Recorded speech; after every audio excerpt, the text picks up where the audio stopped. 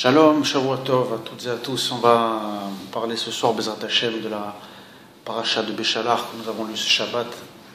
Et on va essayer de voir ensemble le sens profond de finalement ce fameux passage de l'ouverture de la mer pour les Bnei Israël. Et avant ça, on va voir un petit peu la paracha de manière globale et les messages qu'elle nous adresse aujourd'hui, bien évidemment. Et on peut s'interroger d'abord sur ce fameux passage où, au début de la paracha de Béchalar, le texte nous dit que le peuple d'Israël, finalement, en sortant d'Égypte, ne va pas prendre ce chemin le plus facile qui est celui pour se rendre en Eretz Israël, donc en passant par le nord-est qui longe la côte méditerranéenne, c'est-à-dire la bande de Gaza actuelle aujourd'hui.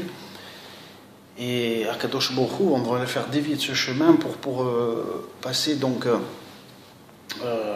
de l'autre côté. Et en réalité, le chemin sera beaucoup plus long. Ok. Et quelle est cette raison? Les commentateurs nous disent que le peuple d'Israël, en sortant d'Égypte, il y aurait eu une peur de s'affronter avec les Philistins dans la bande de Gaza. Ils n'auraient pas été capables, je dirais, de mener une guerre, et il y aurait eu ce risque, nous disent les commentateurs, de retourner en Égypte. Alors il y a bien sûr un sens très profond à cela, puisqu'on va le voir, c'est tout le sens de l'ouverture de la mer et de l'étape qu'il y a pour arriver à cette ouverture de la mer et à la libération du peuple d'Israël. Le peuple d'Israël sort d'une matrice qui s'appelle l'Égypte, qui est un concept, et donc il doit se nettoyer de beaucoup de choses, de maladies spirituelles, morales, et qui sont véritablement très très fortes, puissantes. Et le fait, justement, lorsqu'ils sortent précipitamment d'Égypte, Akadosh Baruch Hu sait dans l'état où se trouve le peuple juif à ce moment-là, il ne sera pas prêt donc pour mener cette conquête de la terre d'Israël précisément dans cet endroit-là. Et bien entendu, comme la Torah est intemporelle, ça nous ouvre des portes, bien évidemment, sur ce que nous vivons encore aujourd'hui. Et souvent, finalement, la difficulté que certains ont encore, malheureusement, sont dues à d'une certaine manière, à cette galoute d'Égypte qui n'est pas encore complètement nettoyée au niveau de l'esprit. Et donc, pour rentrer et pour faire la conquête de la terre d'Israël, il faut être complètement nettoyé de ce concept qui s'appelle Mitzrayim. Et il faut vraiment avoir l'esprit de la royauté d'Israël pour conquérir la terre, rentrer, accompagné bien entendu de Dieu qui marche devant nous pour récupérer notre terre, donc qui est déjà dans le texte ici. Et d'ailleurs le mot philistin, les Philistines, un mot qui est très proche aujourd'hui de nos occupants, des envahisseurs actuels, bien évidemment, ce n'est pas pour rien.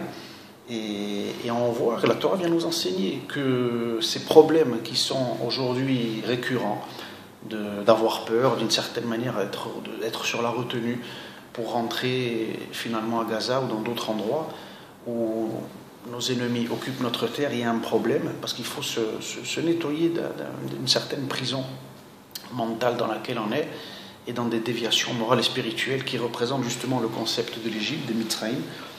Et on va voir comment Kadosh Baruch Hu va s'y prendre finalement pour nous nettoyer de toutes ces déviations.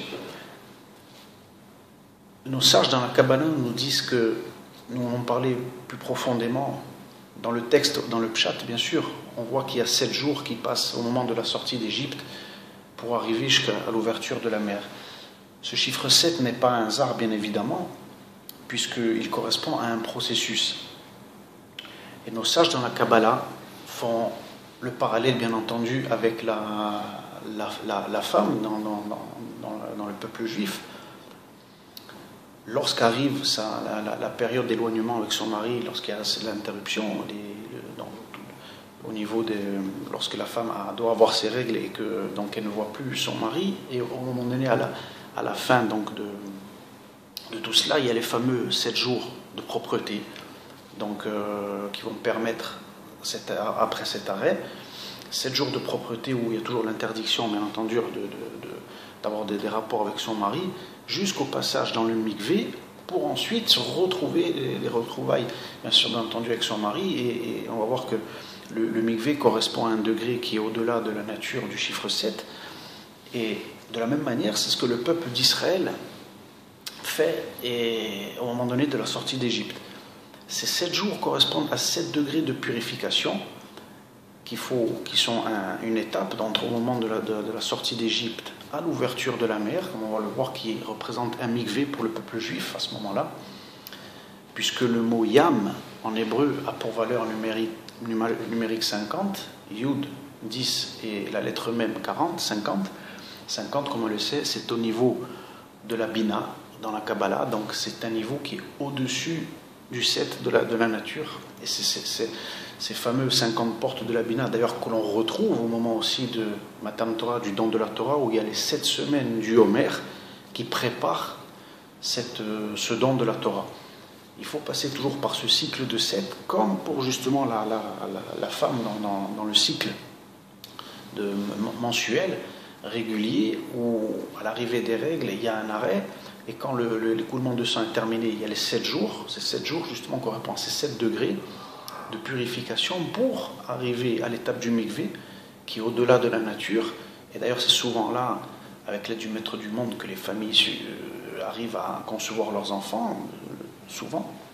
Kadosh Baruch Hu fait en sorte que des chameaux descendent à ce moment-là, avec l'aide du maître du monde, pour que les enfants d'Israël, déjà dans la conception, ces enfants, ces fruits qui vont descendre dans la terre d'Israël sont de l'ordre du 8 et non du 7, comme on va le voir. Donc, ce passage est très symbolique, et c'est d'ailleurs pour ça que c'est l'ouverture de la mer et pas autre chose.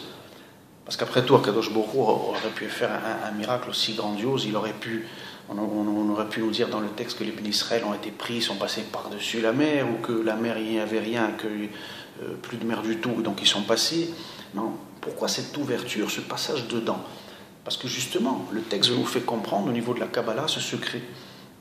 Ce chiffre 7, ces 7 jours correspondent justement à ce degré de purification, de nettoyage, pour arriver à ce degré du 8 par lequel le peuple d'Israël doit, au moment donné où il va naître, doit se trouver. Et c'est pour cela d'ailleurs qu'au passage de l'ouverture de la mer, ensuite la mer va recouvrir les Égyptiens qui sont dans le texte, qui sont derrière le peuple juif, qui tentent de les rattraper.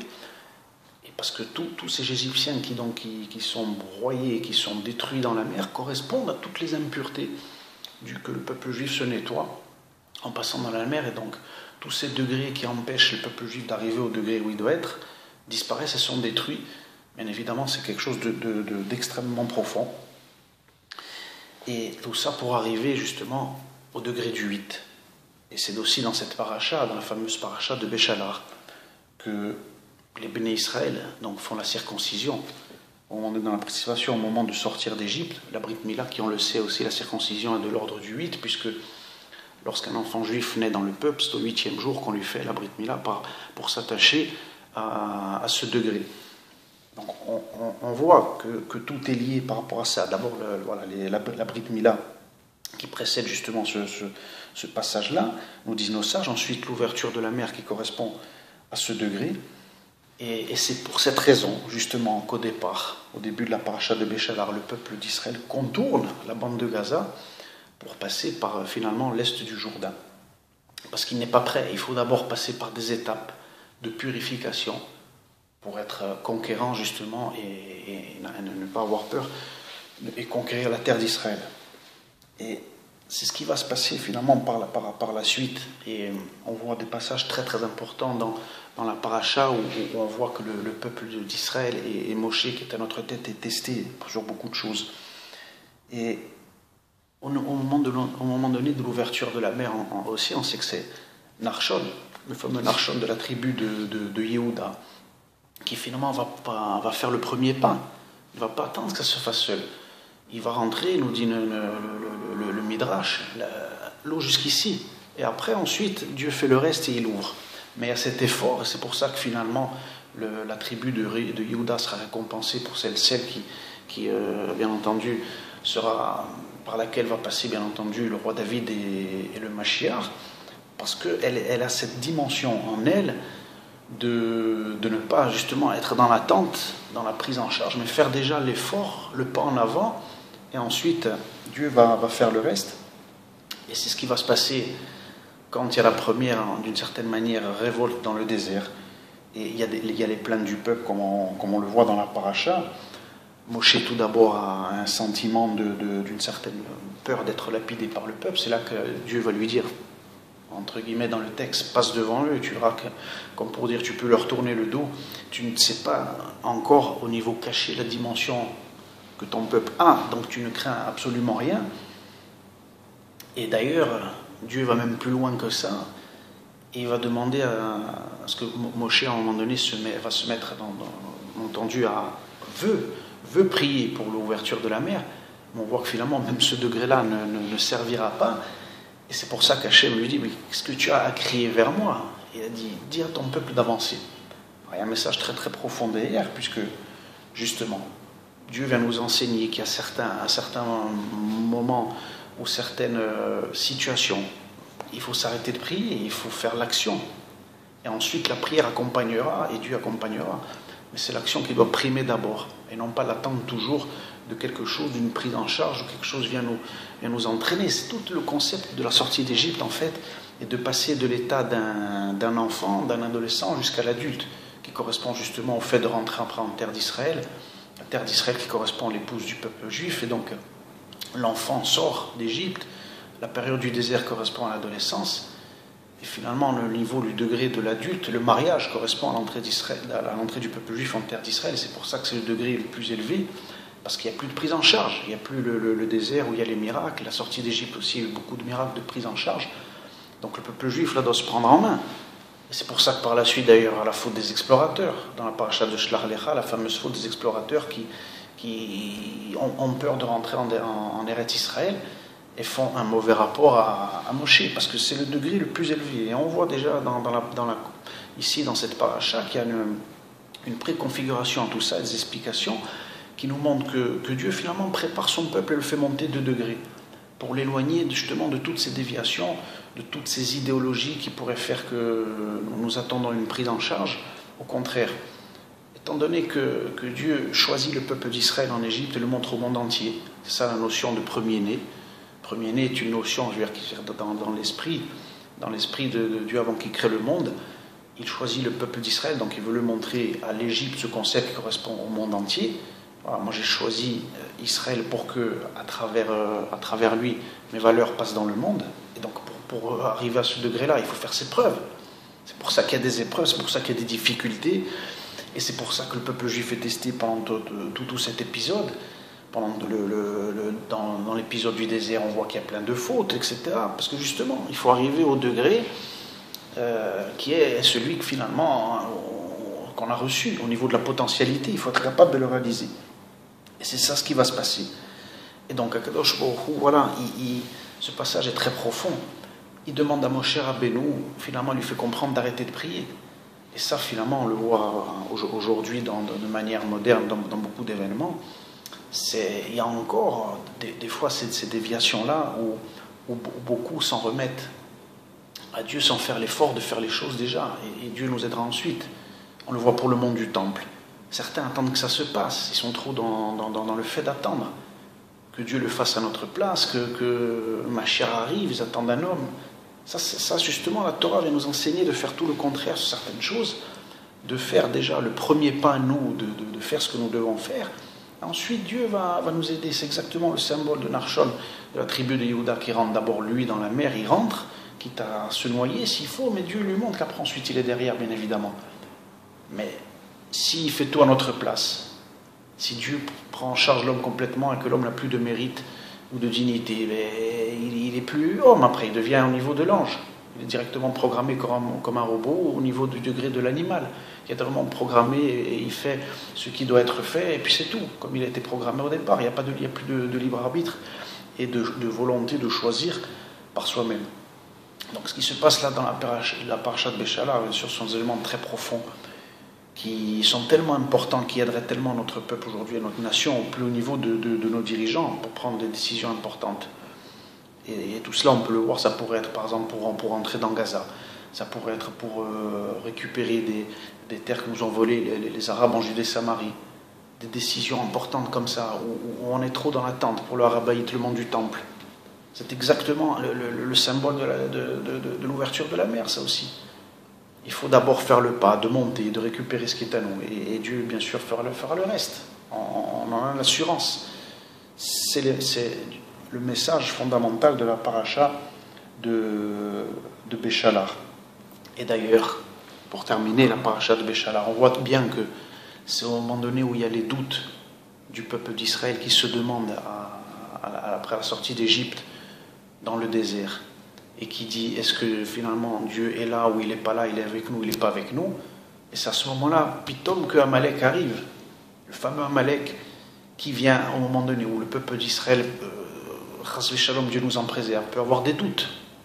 Donc le degré d'Amalek qui représente finalement cette force qui va toujours être là, contrarier Israël, qui vient à un moment donné sans raison, justement dans le désert, lorsqu'on se dirige vers la terre d'Israël, au moment donné où nous-mêmes, on serait susceptible d'avoir des doutes.